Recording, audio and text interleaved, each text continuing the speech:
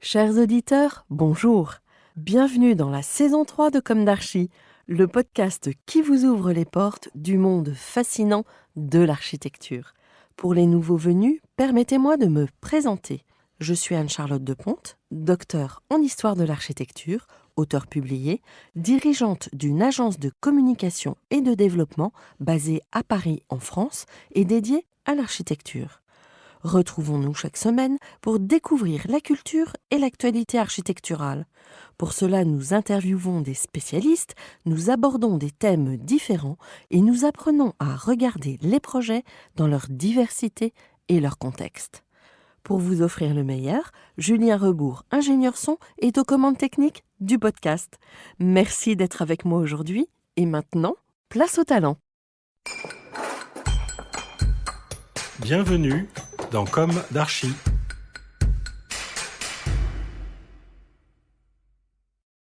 Chers auditeurs, ravis de vous retrouver aujourd'hui en compagnie de Benjamin Colbock et Arnaud Sachet. Bonjour. Bonjour. Bonjour. Bienvenue dans Comme d'Archi. Vous êtes architecte et à la tête de l'agence COSA. Pour vous introduire, je vais tout simplement vous citer. L'architecture de COSA se nourrit de cartésianisme et de système. Elle cherche dans la relation entre programme, structure et site les mises en équation minimales. En s'interdisant la forme arbitraire, le storytelling, le dessin salvateur transcendant un problème, elle poursuit l'évidence géométrique et constructive. Elle cherche les plaisirs de l'architecture, le paysage, le temps qui passe, la douceur des matériaux, la beauté de leur mise en œuvre. L'architecture de COSA est claire et tenue, rigoureuse. COSA défend l'idée que l'architecture se doit d'être simple pour répondre à des questions complexes. Les architectures de COSA cherchent les frictions programmatiques dont émergent de nouvelles situations et leur sens dans une société mondialisée. Vous voulez réagir à ce texte que vous réentendez ? Non, mis à part dire que je pense que ça résume assez bien ce qu'on s'était dit pour préparer cet entretien. Donc non, il est pas mal en fait. Bon. On l'avait oublié, mais il est pas mal du tout. Voilà. Merci de nous le rappeler. Alors, on va commencer par le début. Quels furent vos parcours respectifs, votre jeunesse? Où s'est ancrée votre envie d'architecture, vos études? Alors, on commence par le... Je vais commencer. Alors, Arnaud Sachet. Donc, moi, je viens de Normandie, d'une famille de marins. Je n'étais pas prédestiné à l'architecture du tout à l'origine. J'ai passé un bac scientifique. J'ai enchaîné avec une prépa, donc maths sup, qui, à la base, me destinait plutôt à faire de l'architecture navale. Et j'ai intégré l'ENSAIS en 97. Et finalement, je me suis pris au jeu de l'architecture, finalement, pas navale. Et je suis sorti diplômé en 2001, très jeune. Et donc, je suis rentré très jeune, à 21 ans, dans la vie active directement. Et en entrant dans une agence? En entrant dans une agence en Bretagne, chez Jean Gervilly. D'accord. Et vous, Benjamin?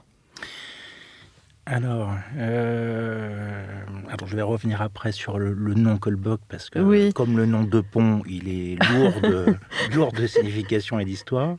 Je ne vais pas commencer par ça, dans la mesure où moi je dessinais beaucoup, et j'aimais beaucoup le dessin. J'habitais dans le Nord Anjou.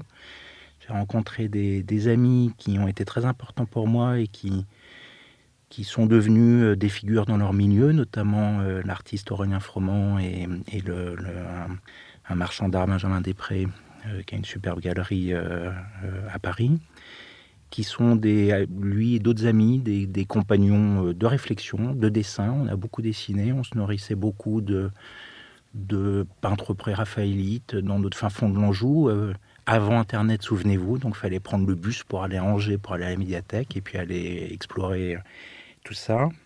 Et puis on a découvert, l'underground américain dans la bande dessinée, on a fait des fanzines, etc. Donc on était très éloigné de tout et en même temps assez ouvert sur plein de choses.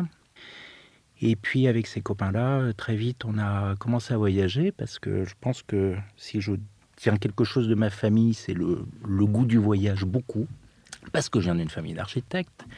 Donc Colbock, pour qui connaît un tout petit peu l'architecture, le milieu de l'architecture française, il y en a plein. J'ai un grand-père qui était architecte que je n'ai pas connu, mais qui a eu une très grosse agence pendant les 30 Glorieuses, qui a notamment construit le marché de Rungis, quelques centres commerciaux et quelques hôpitaux, et puis je crois 32 000 logements en tout, enfin une échelle absolument phénoménale, qui était marié avec ma grand-mère qui était elle-même architecte, donc née en 1917, femme architecte, ce qui était quand même assez exceptionnel. Ils ont fait un voyage aux États-Unis où ils ont rencontré Wright notamment, donc au début des années 50. Ils ont été visiter l'agence de Neutra, de Miss, etc.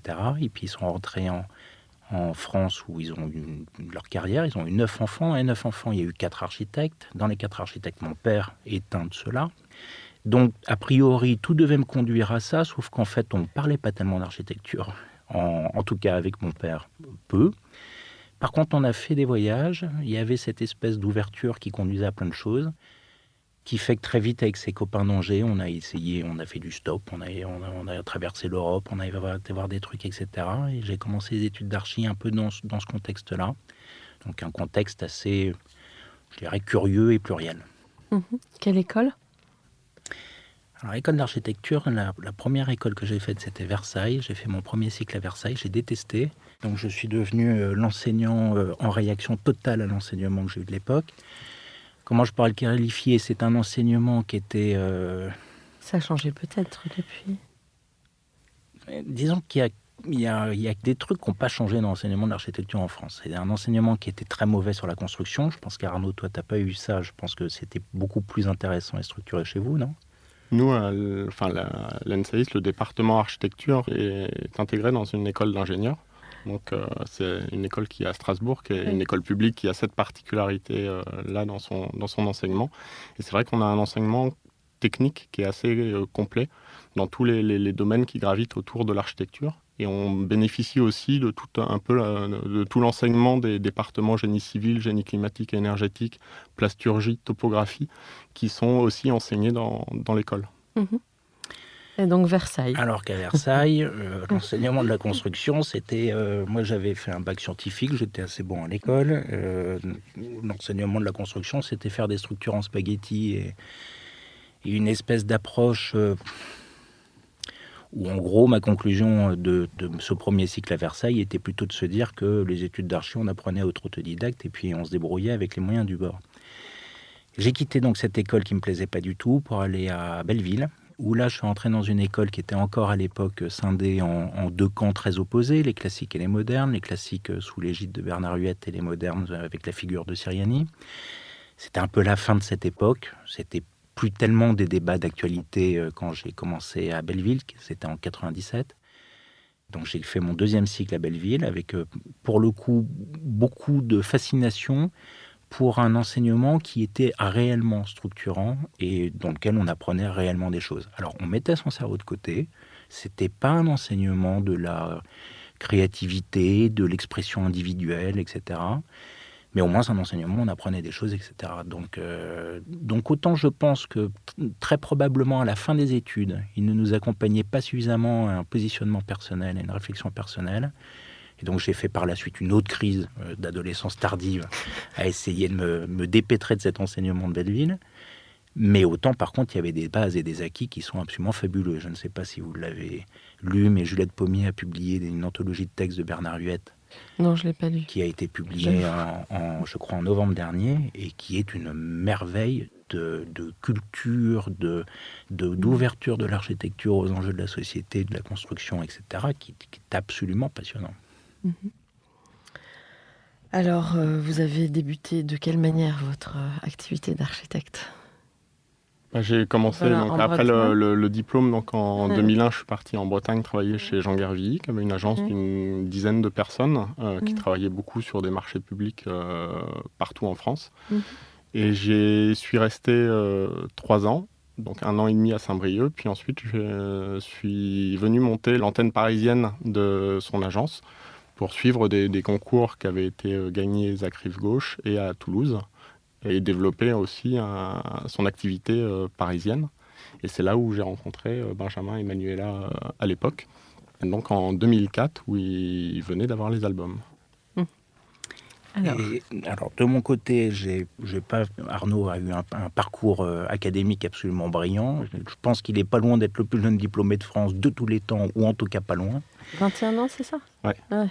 Parce que j'ai eu le bac jeune et la particularité C'est quoi le bac jeune? à 16 ans. Ouais.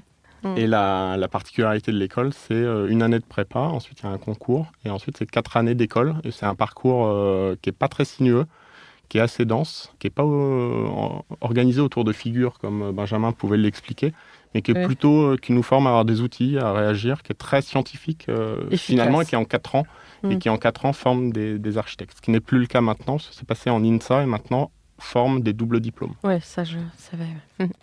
Alors moi, à la fin des études, donc j'ai adoré et les classiques, avec notamment les cours de Jacques Frédet, et les modernes, avec notamment la figure de Sériani, qui était absolument passionnant, mais réellement passionnant, avec des outils pédagogiques fantastiques pour découvrir le projet. Mais la fin des études, il manquait un petit peu une sorte de raccord avec ce qui se passait, etc. etc. Alors j'ai commencé, je dessinais plutôt pas mal, voire très bien, donc j'ai commencé à faire des perspectives pour des architectes, à la main dans un premier temps, et puis il y a eu l'exposition Jean Nouvel en 2000 à Beaubourg, qui a été quand même une claque en tout cas pour moi qui étais dans une école où on n'utilisait pas l'informatique et c'était pas le sujet, voire on était sceptique dessus, voir cette exposition avec ses rendus fabuleux dans les fonds noirs, etc. Bref, donc j'ai gardé mes crayons d'un côté pour gagner un peu d'argent, et puis d'un autre côté, je me suis mis à l'informatique. Donc j'ai commencé à faire des perspectives informatiques. Et puis j'avais un peu envie de réfléchir parallèlement de l'école, parce que je trouvais disons qu'il y avait des choses à faire autres. Et donc, on a fait des concours ouverts. J'en ai fait avec des copains. Je pense notamment à Sébastien Lemaire, qui a une très bonne agence d'architectes maintenant qui s'appelle Prototype. Et puis, avec Manuela Franzen, qu'on s'est rencontrés sur la bande de l'école, qui est devenue donc ma première associée. J'ai passé mon diplôme en 2003 et il se trouve qu'on a eu les albums des jeunes architectes en janvier 2004. Donc, en juin 2003, diplôme, janvier 2004, les albums. Et c'était la deuxième session. Il y en avait beaucoup moins qu'il y en a eu maintenant. Je pense avec du recul qu'on les a eus parce qu'on maîtrisait l'image. Et à cette époque, la maîtrise de l'image était beaucoup moins courante et évidente qu'actuellement. Qui a conduit à donc une activité professionnelle très précoce, dans la mesure où moi, j'ai quasiment pas travaillé en agence. J'ai un tout petit peu travaillé chez Michel Cagan et chez Laurent Baudouin. Le temps de faire quelques concours et de gratter et d'aider des copains, mais guère plus. Et donc, on s'est retrouvé avec Manuela à monter une agence qui s'appelait Coldbog Franzen et très vite associée, dans la mesure où à cette époque, on a rencontré Arnaud. Et on a tout de suite commencé à travailler, Arnaud venant nous filer les coups de main sur les premiers petits projets qu'on touchait. Et alors, quels étaient ces premiers petits projets ? Alors, le premier petit projet de l'agence, c'est une extension sur un toit-terrasse à Neuilly-sur-Seine, qui est une pièce pour des gens qui sont devenus des copains, mais une pièce sur un toit. C'est ce qui nous avait permis de candidater aux albums à l'époque, parce qu'il fallait quelque chose de construit ou en cours de construction, ce qui était le cas. Et une fois qu'on a eu les albums, eh bien, on a commencé à candidater un peu sur des marchés publics, très modestement. Il y avait un cercle de parrainage des albums, ce qui était une aide, avec du recul, évidemment, et une aide précieuse. Et puis surtout, on a été démarché par des particuliers qui souhaitaient construire une maison à Sèvres, dont Arnaud s'est plus spécifiquement occupé, et donc qui a été un peu notre premier projet commun construit, avec des concours ouverts et des concours d'idées à côté. Combien de mètres carrés la maison, vous vous rappelez ? La maison, elle fait 240 mètres carrés. Oui, une belle maison. Dans un terrain magnifique, en pente, dans les coteaux de Sèvres. Avec surtout des clients exceptionnels, qui ont quand même eu le courage, l'intelligence de faire confiance à des jeunes architectes qui n'avaient rien construit, à nous écouter. Donc ça a été une merveilleuse aventure. Je pense qu'on leur est incroyablement reconnaissant. Et donc vous savez ce qu'elle est devenue, cette maison ? Ils y habitent toujours. Et on est toujours en contact avec les clients. Bon. Alors, j'ai une question récurrente dans Comme d'Archi. Est-ce qu'aujourd'hui, vous avez le sentiment d'avoir accompli ce que vous imaginiez à la sortie de l'école ? Parce que vous construisez beaucoup. À la sortie de l'école, comment vous vous imaginiez ? Moi, je n'avais pas du tout d'a priori sur le travail d'architecte et sur une carrière d'architecte en sortant de l'école. Je me suis dit, il faut pratiquer, il faut avancer, il faut être une éponge, il faut accumuler des connaissances. Et j'ai l'impression en tout cas moi, je suis toujours dans cette attitude par rapport à l'environnement, par rapport à ce qui nous entoure, d'accumulation de savoir, de connaissances, et pas forcément d'avoir un destin à accomplir donc autant qu'en sortant de l'école. D'accord. Benjamin. La réponse est simple, oui, dans la mesure où moi je voulais tout simplement construire une maison, ça me semblait déjà immense, la maison, donc on l'a construite, on en a parlé. Et ce qui est assez drôle, c'est qu'en faisant ce métier, on découvre une colère et une révolte, assez adolescente en fait, que je n'aurais absolument pas soupçonné à l'époque. J'avais l'image d'un architecte qui était très proche, beaucoup plus proche d'un artisan et d'un artisan éclairé, le fameux maçon qui lit le latin. Et puis en fait, on est des super témoins de notre société et puis des aberrations de notre société. Donc j'ai une envie à 44 ans de prendre une Kalachnikov qui s'appellerait l'architecture et de justement tout changer. Ce qui est assez drôle. Je pense que ce sentiment d'urgence sur toutes les choses à faire, en termes d'aménagement du territoire, en termes de paysage, en termes de consommation des ressources évidemment, en termes d'habitat, sur le logement, sur le bureau, sur la façon dont les décisions politiques sont prises, sur la concertation, etc., j'ai le sentiment qu'il y a une montagne de choses à changer face à nous. Je passe le réglementaire, etc., évidemment. Et ce qui est assez passionnant, notamment, je pense qu'avec Arnaud, on partage ce point de vue, on n'a jamais autant parlé d'architecture qu'en ce moment. Tout le monde parle d'architecture, mais de façon... Alors, on déteste ces architectes. Je pense qu'on déteste ces architectes parce qu'on est dans une époque de réseaux sociaux et tout le monde veut s'exprimer, tout le monde veut avoir un mot. Et cette parole de synthèse, qui est la parole de l'architecte, je pense agace, fatigue, n'intéresse pas ni les politiques, ni... Mais en même temps, on en a besoin parce qu'à un moment donné, à 90, il faut bien que quelqu'un propose quelque chose et fasse un premier pas. Et il se trouve que l'architecte, c'est un peu son boulot. On dit très souvent avec Arnaud qu'il y a quelque chose d'assez paradoxal. On a des clients qui nous payent pour ne pas être d'accord avec nous. Et c'est de l'ordre du transfert psychanalytique. C'est assez fabuleux. Imaginez d'être payé pour avoir des clients qui s'offusquent en n'étant pas du tout d'accord avec les propositions qu'on fait.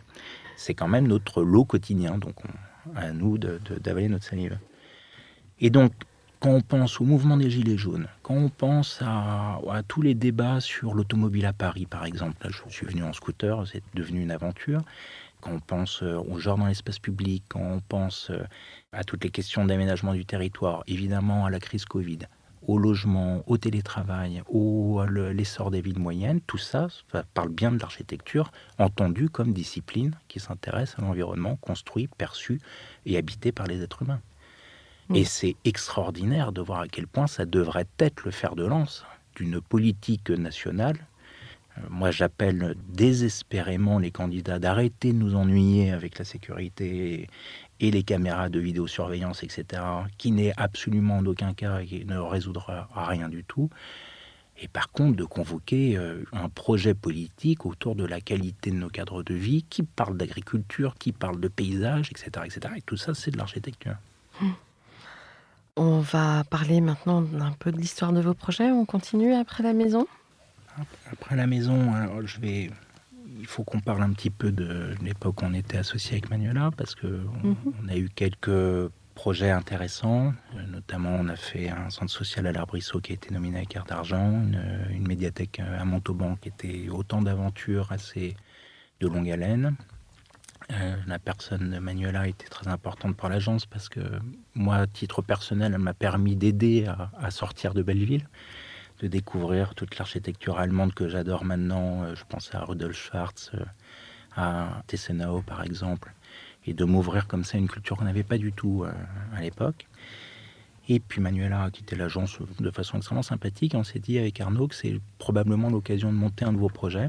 Et donc ce projet, c'est COSA. Alors, je te laisse peut-être en parler. Ouais. Donc COSA, c'est la continuité de Kohlbock Franzen et Associés.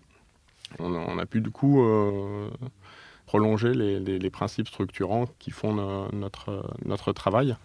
Donc on a une grosse partie de notre façon d'aborder les projets qui est autour de la mise en équation des programmes.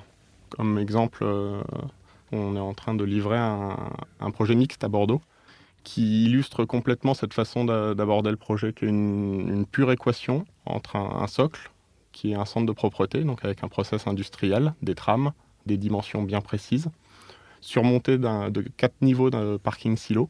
Donc pareil, avec des dimensions bien données, des passages, des largeurs et des trames structurelles, et surmonté encore au-dessus de 4 niveaux de logement, qui a aussi ces trames, ces épaisseurs et ces dimensions. Et une partie de notre travail consiste justement à mettre en équation ces différentes données pour fabriquer un projet. Alors justement, je rebondis sur votre description. Quand on regarde votre production, on voit qu'il y a une rigueur. Vous êtes tout le temps dans la trame. Vous vous autorisez pas de liberté, beaucoup de liberté dans votre création. Ouais. C'est juste ?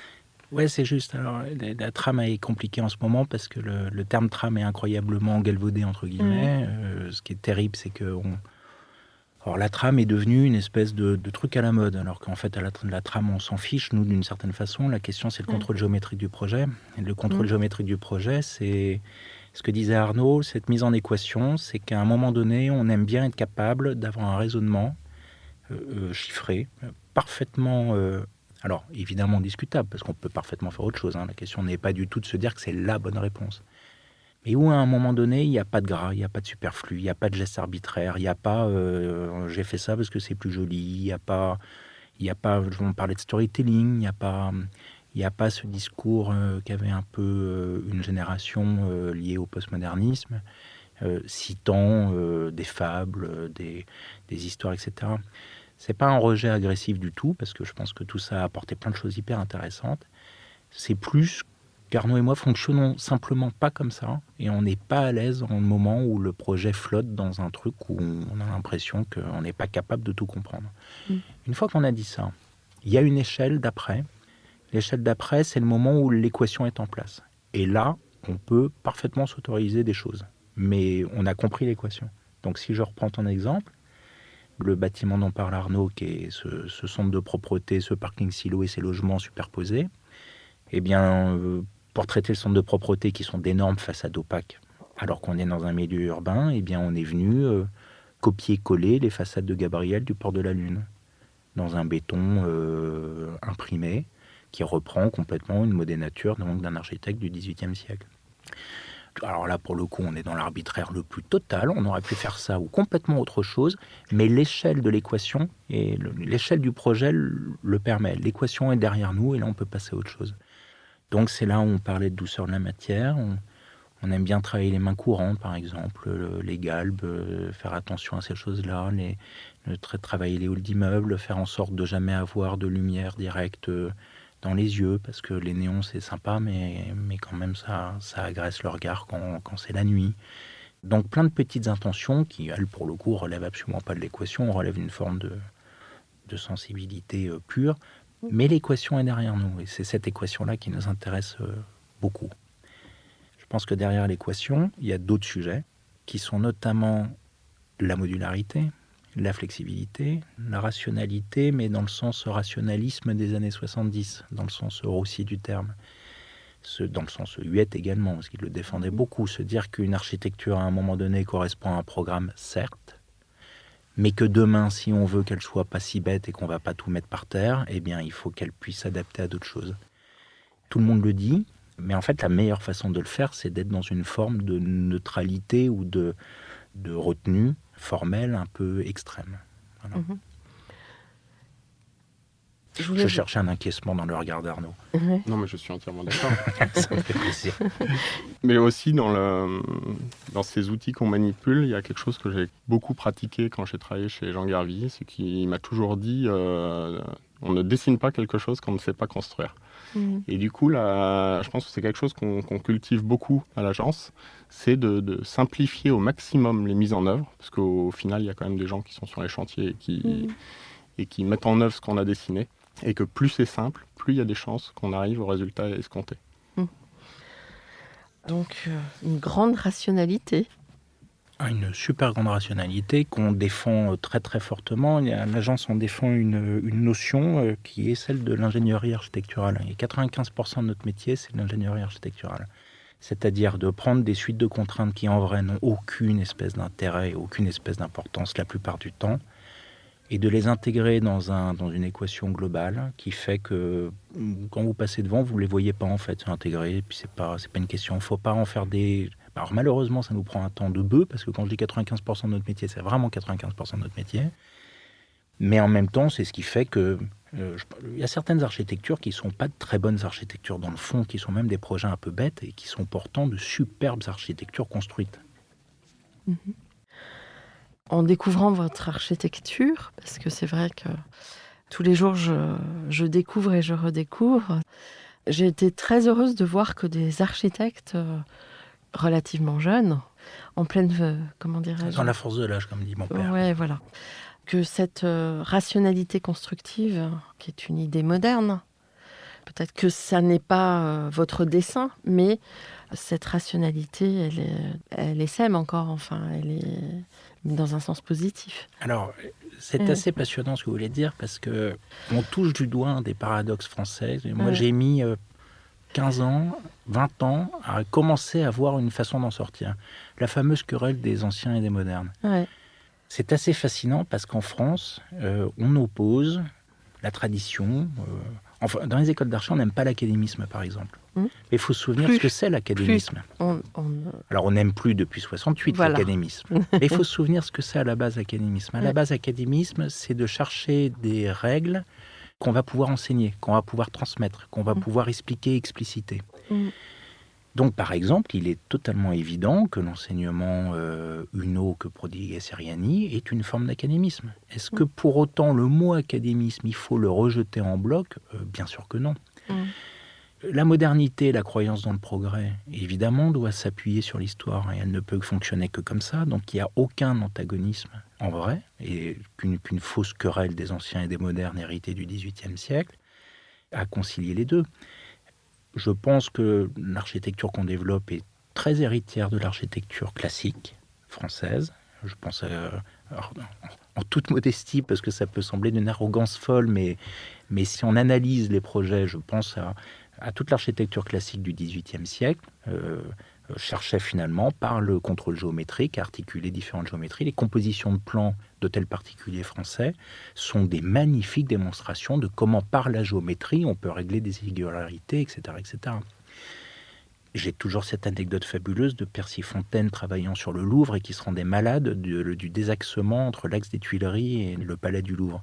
Et qui donc souhaitait, à la rencontre des deux axes, installer une fontaine pour qu'on ne puisse pas observer le désaxement directement. C'est assez passionnant parce que finalement, les questions qu'on se pose, nous, quand on fait un projet, sont les mêmes. Comment est-ce qu'on fait pour ne pas subir un PLU ? Parce qu'en fait, le PLU, on s'en fiche. Le PLU, il changera 15 fois. Par contre, le bâtiment risque peut-être de rester. En tout cas, on le souhaite pour la planète de ne pas avoir consommé autant de matière pour rien.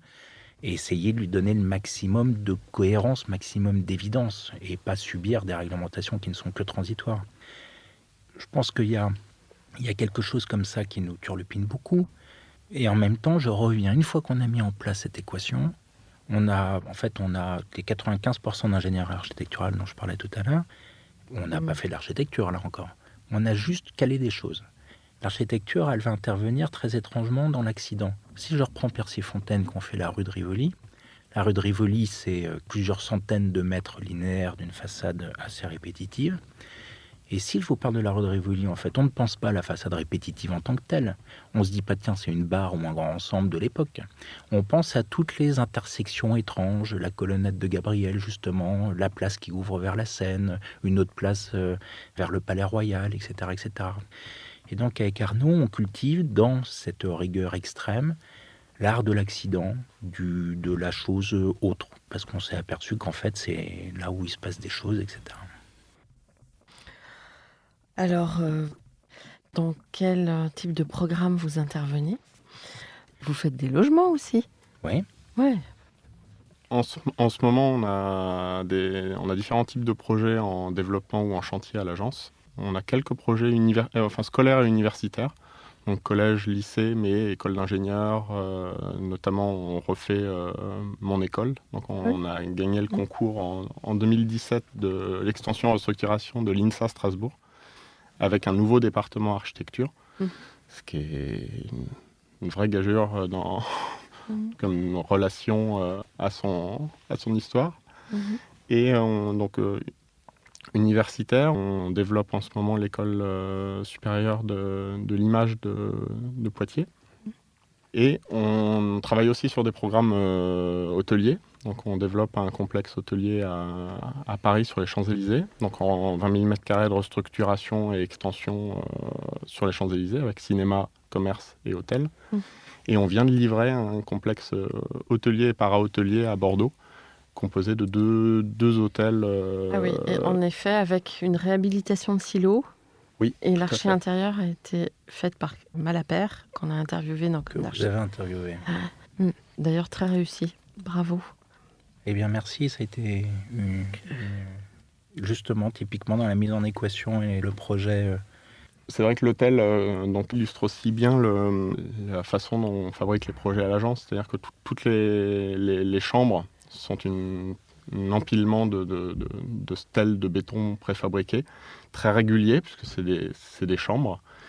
Et elles sont surmontées donc d'éléments en toiture qui sont occupés par le restaurant de destination, le spa et la piscine, le bar ou les suites familiales, donc qui reflètent l'usage qui en effet et donc change l'expression de cette façade, si bien qu'un des meilleurs compliments qu'on peut avoir, c'est l'ensemble est une réhabilitation et vous, votre intervention, c'est juste les attiques. Donc ça, ce qui est assez intéressant. Et l'autre chose, c'est l'importance donnée au paysage et au jardin.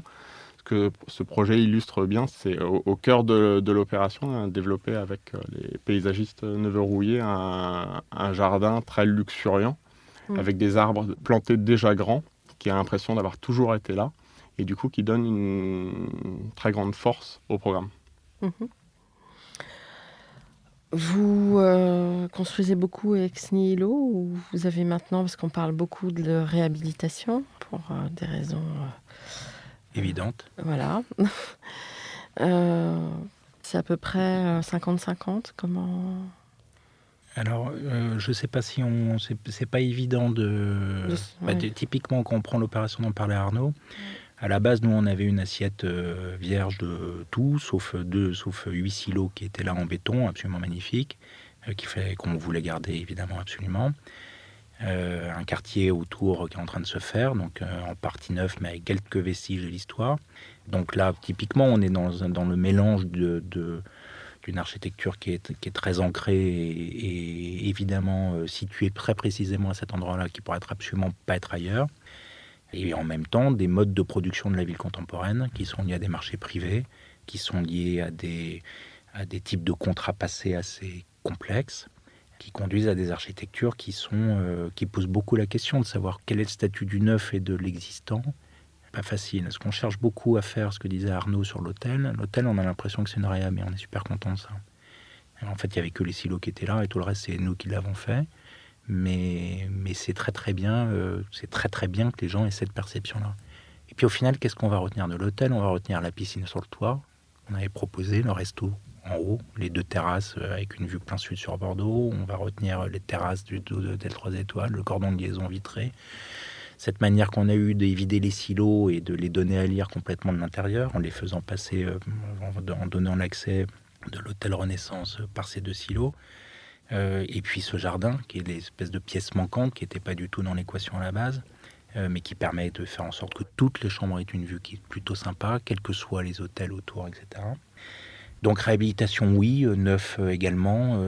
Les circonstances du neuf, une question. Évidemment, on va travailler de la structure bois, évidemment, on va travailler de la terre compressée, etc. On aime beaucoup le fait de se dire que le bioclimatique, finalement, c'est justement une redécouverte du modernisme.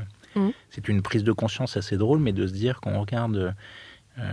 alors je ne connais pas bien, à part l'article que vous aviez fait sur le 3e de Pont, et puis le podcast que vous aviez fait sur lui, mais j'ai adoré l'interview de Lavalou du Buisson, de Jean Dubuisson, et du Buisson qui parle des différentes trames, la trame d'1,20 m, la trame d'1,30 m, la trame d'1,40 m, etc., et qui a une façon de prendre l'architecture comme quelque chose d'extrêmement rationnel. Et parallèlement, les poignées sont dessinées par Martha Pan.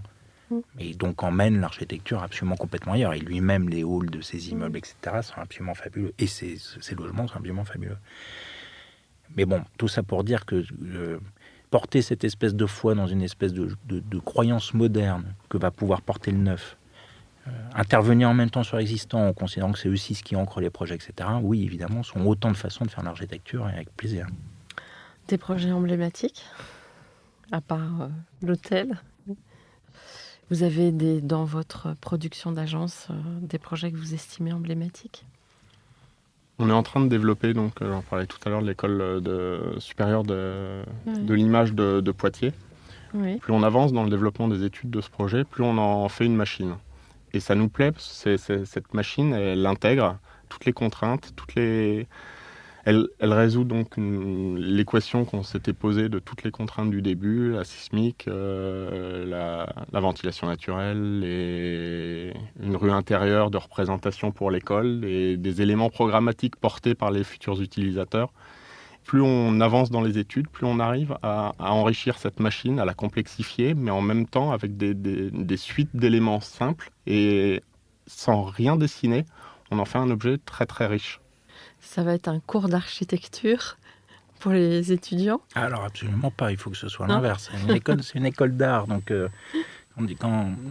par exemple, on se pose incroyablement la question de savoir comment, alors pour le coup, ne pas dessiner, alors mettre en place suffisamment les choses pour que les étudiants puissent repeindre, bricoler, modifier, etc. Donc surtout pas en faire un objet de design fini, ce serait complètement absurde. Mais en même temps mettre en place les choses de façon suffisamment évidente pour organiser ce joyeux désordre. Parce que dans les choses, par exemple, la relation à l'usage fait partie de l'équation. La façon qu'on a de la traiter est très simple. On fabrique à chaque fois, quand on fait des logements, on fait plusieurs scénarios pour les logements, systématiquement. Avec les mêmes gaines, les mêmes équipements. On imagine le logement, je ne sais pas, une surface donnée. On imagine différents scénarios. Un couple, 2 enfants, un couple séparé et 4 enfants en garde alternée, une personne vieillissante qui vient habiter. Et on s'oblige comme ça systématiquement à meubler tout. Alors ça dépasse totalement le réglementaire. C'est là où je pense qu'à chaque fois que vous recevez des architectes, de toute façon, le réglementaire doit en prendre un coup dans l'aile. Mais le réglementaire est d'une gentille absurdité, d'une simplicité totale par rapport à la complexité de toutes les choses qu'on va aborder. Je pose volontairement la question. Ça m'arrive. Du réglementaire. Du réglementaire. Et donc, typiquement, envisager tous ces scénarios d'usage, c'est absolument passionnant. Les différents meubles qu'on va pouvoir y mettre, etc.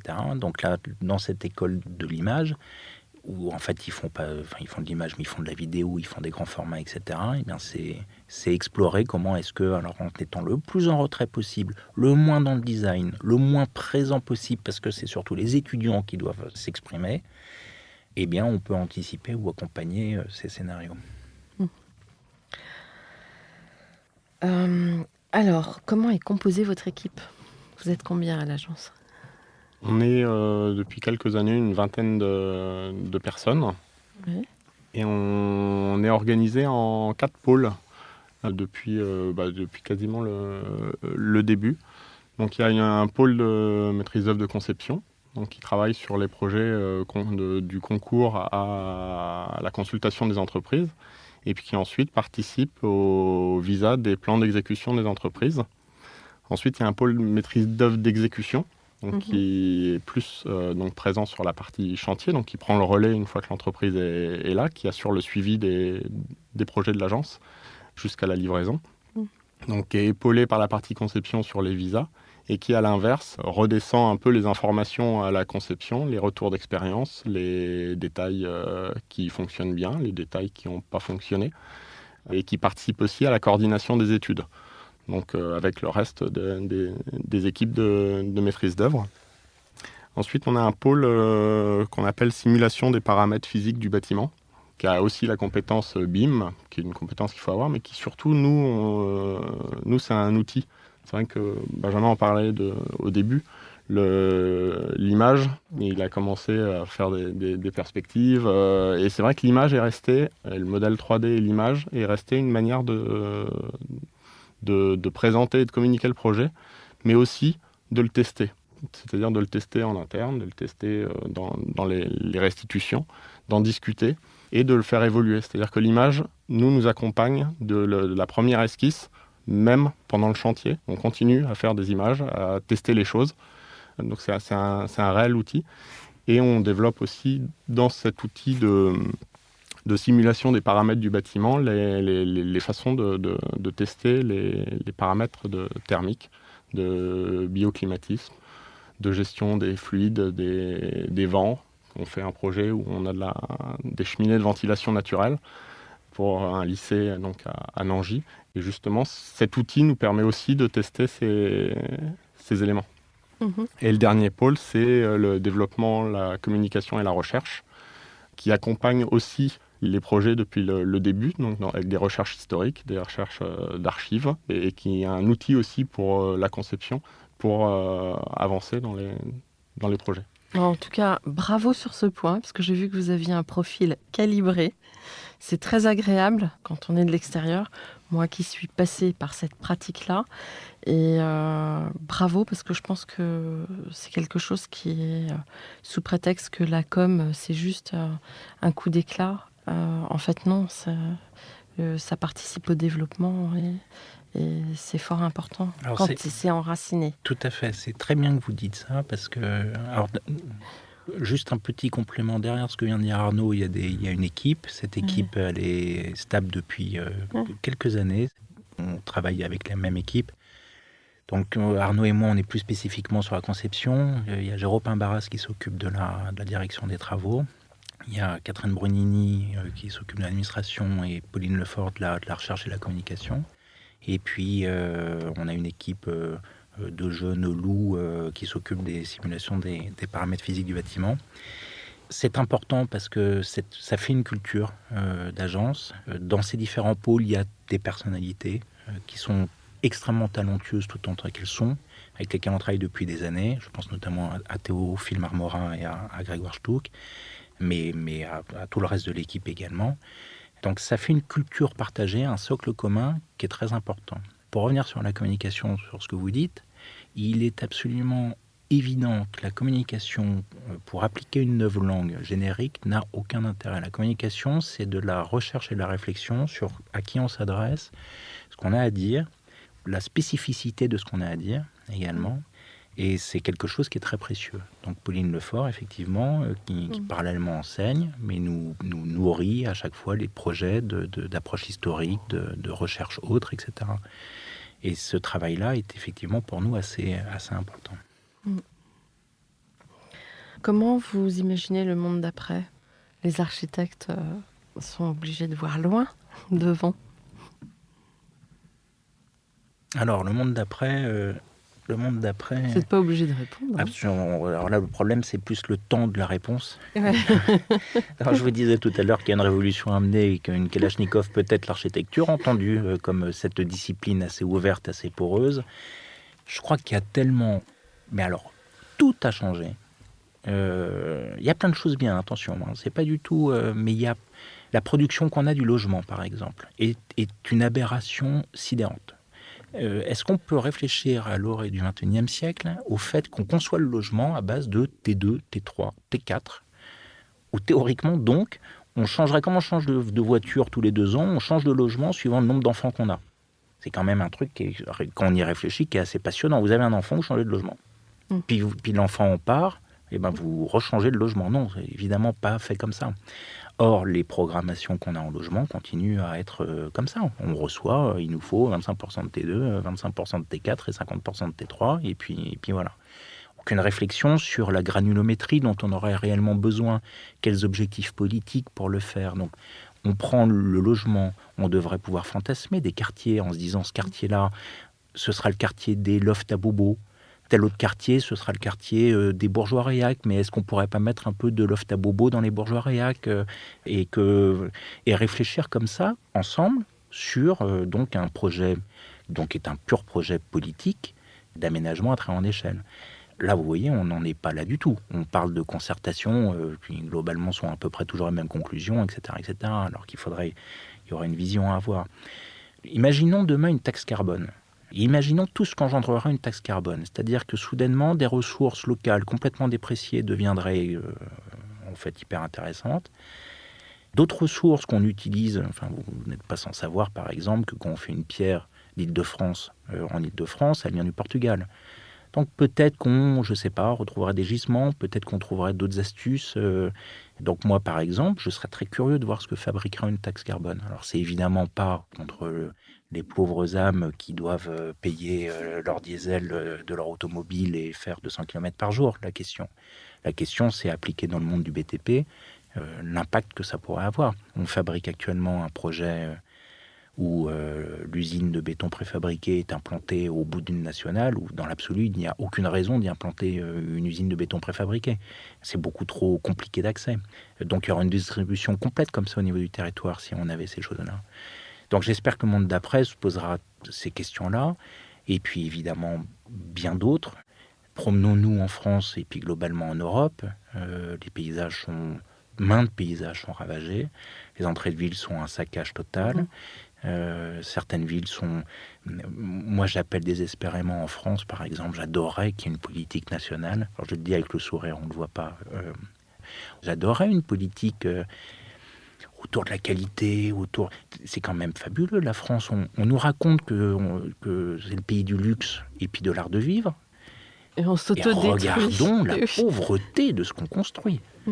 Mais quand on parcourt la France, c'est fabuleux. Il y aurait tout à imaginer, à fantasmer différemment. Donc le monde d'après, alors là, moi, je sais pas, je pense qu'on pourrait tous s'y mettre. Il faudrait être capable de quitter le mode apéro pour attaquer réellement une sorte de construction politique. Mais là, pour le coup, il faudrait un peu plus de temps qu'on en a. Le politique qui gagnera aura inventé la journée de 48 heures. C'est pas faux. C'est Paul de Ponte qui disait ça. Ah bon ? Oui. C'est un grand homme.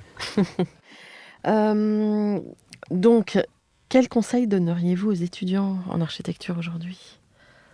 Je vais reprendre une partie de votre introduction, mais c'est vrai que... C'est votre introduction. Oui. Il faut répéter que l'architecture, c'est simple et que c'est le contexte qui est compliqué. Donc, à mon avis, il faut avoir les outils pour aborder de façon simple l'architecture. Et après, il faut s'ouvrir par des voyages, par des discussions, des lectures au contexte, et puis se confronter au contexte. Mais ça sera toute leur vie. Donc, peut-être prendre des cours de boxe aussi. Alors, l'architecture comme sport de combat, ça, c'est une évidence, mais... Non, mais c'est vrai que ce que vient de dire Arnaud, je pense, est important. L'architecture, en vrai, c'est simple. Ce qui rend extrêmement compliqué l'architecture, c'est tous les paramètres qui sont justement pas des paramètres quantifiables. C'est pour ça que nous, l'approche computationnelle nous amuse beaucoup, parce qu'elle montre vraiment qu'elle est faite par des gens qui n'ont pas la pratique quotidienne du projet. Le projet, c'est quoi ? C'est un maire qui dit « Tiens, j'aime pas le rouge ». Bon, il aurait pu dire j'aime pas le blanc, j'aime pas, voilà. Alors le problème de ce maire, c'est qu'on peut le détester, hein. Je pense qu'on s'en prive pas d'ailleurs, mais fondamentalement, il faut l'intégrer dans l'équation. Donc c'est pour ça que je souhaiterais, dans cette question de la mise en équation, surtout pas croire que c'est une architecture computationnelle qui vise un résultat unique.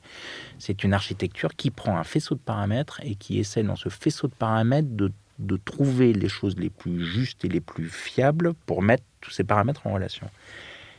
Et c'est vrai que les étudiants ont une tendance à croire que l'architecture, c'est bien quand c'est complexe, alors qu'en fait, l'architecture, en vrai, vous savez, vous prenez un mur, la pluie qui est passée dessus, l'ombre d'un arbre dessus, et fondamentalement, ça pose des questions ontologiques qui sont merveilleuses, d'où on est, du temps qu'il fait, de la saison, à quoi sert ce mur à cet endroit-là.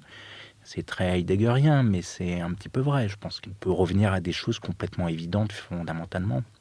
Moi, je rajouterais à ça, Arnaud, le fait qu'il faut des têtes extrêmement bien faites.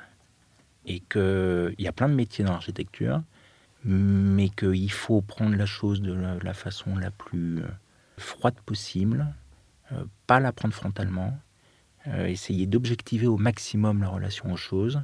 Et puis de temps en temps, une fois que les 95% d'ingénierie architecturale sont faits, s'ouvrir à une forme de tendresse ou de sensibilité, mais comme disait Nietzsche, les poètes n'ont pas la pudeur de leurs aventures et les exploitent.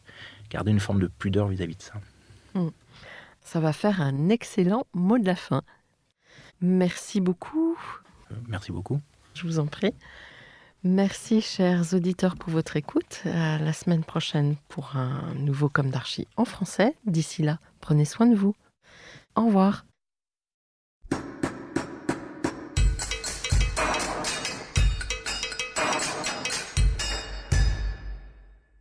Chers auditeurs, merci pour votre écoute.